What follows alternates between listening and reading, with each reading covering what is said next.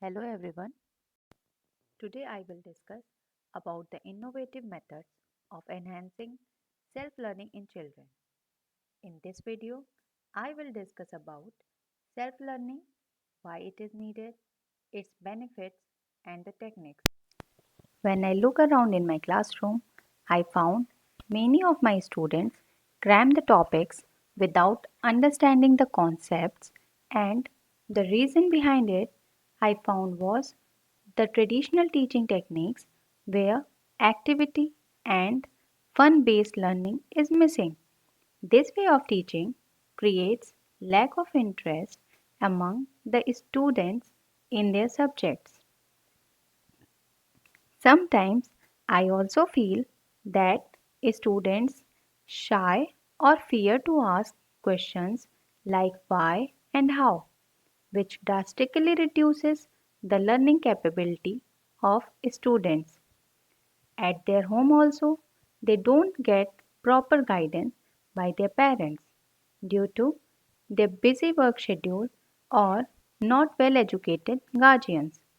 Lastly, the most important factor is the unawareness about the importance of their today's learning for their future. They are unable to correlate the present learning with their future goals. The only solution to the mentioned problems is to inculcate the behavior of self learning among students so that they can have the autonomy to control their learning processes instead of focusing on grades. Students emphasize learning objectives to create success. To impart autonomous learning in my students, I realized to focus on curiosity, observation, and fun elements. So, curiosity means the desire to learn more about new things. It is something all children are born with. Only need is to fuel the fire of curiosity among them so that they themselves can explore things around them. Next is observation. Observation is to analyze things closely. It also enhances curiosity and child gets eager to ask questions to find out their solutions. And last is the fun factor. When teachers use activities that make learning engaging and fun, students are more willing to participate. It helps students to retain information better because the process is enjoyable and memorable. The benefits or importance of autonomous learning. It enhances the learner's motivation and leads to more effective learning. It caters to the individual needs of learners at all levels. It has a lasting influence. There are three major types of autonomous learning skills: general learning or study skills, such as researching, making choices, and decisions about one's learning.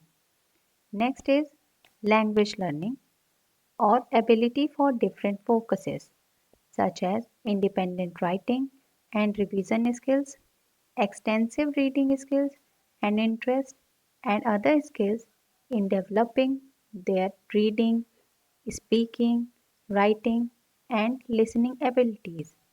Last is higher order thinking skills to tackle the various learning outcomes, both language and non language.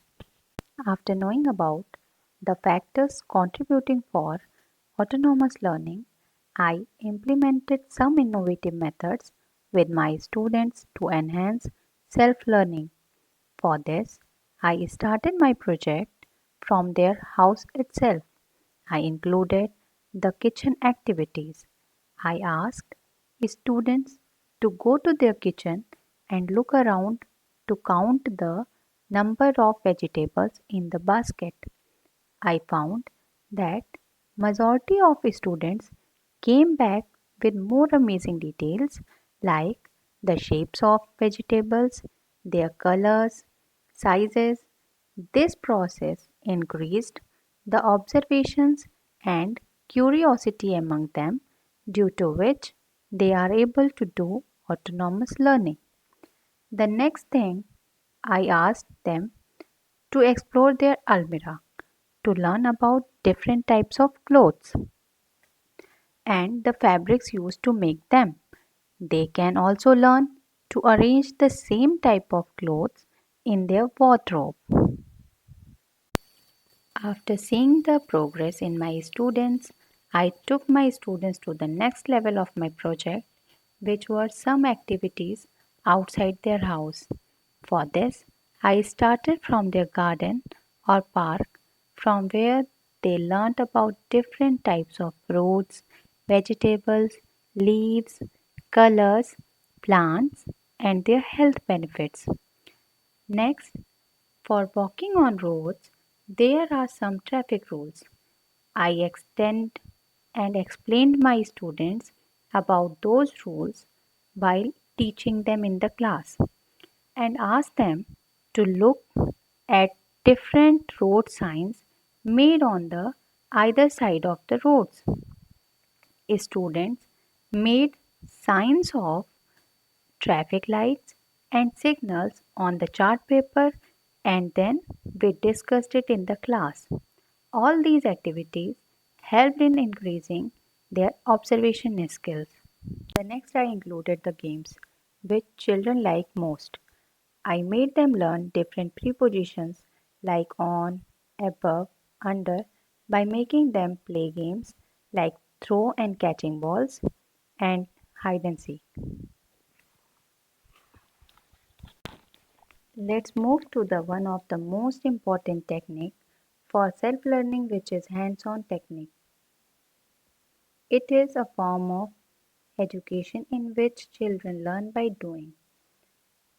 For this, I asked to draw different shapes using available items in their house, and for this they used matchsticks.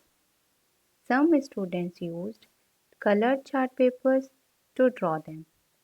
Likewise, I asked them to draw shapes of different animals, and for this they used their thumbprints to make it. They used their creative minds to do these things in different ways besides using pen pencil.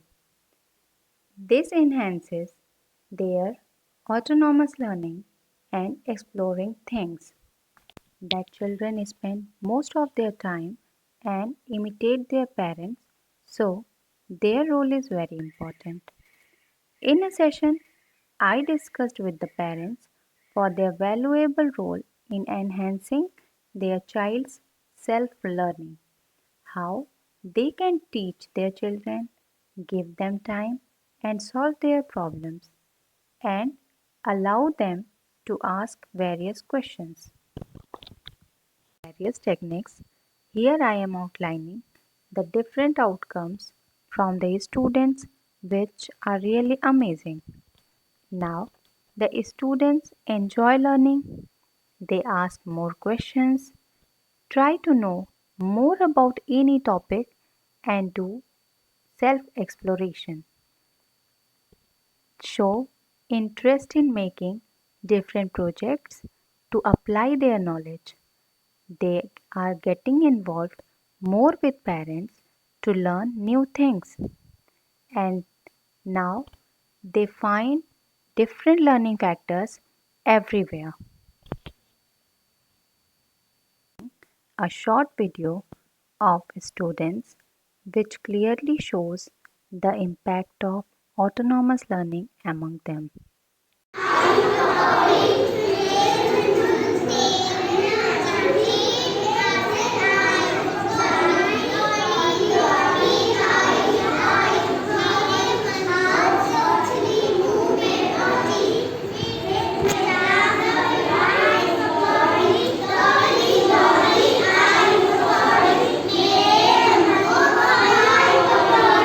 is a glimpse of different activities performed by my students in the innovative methods of self-learning.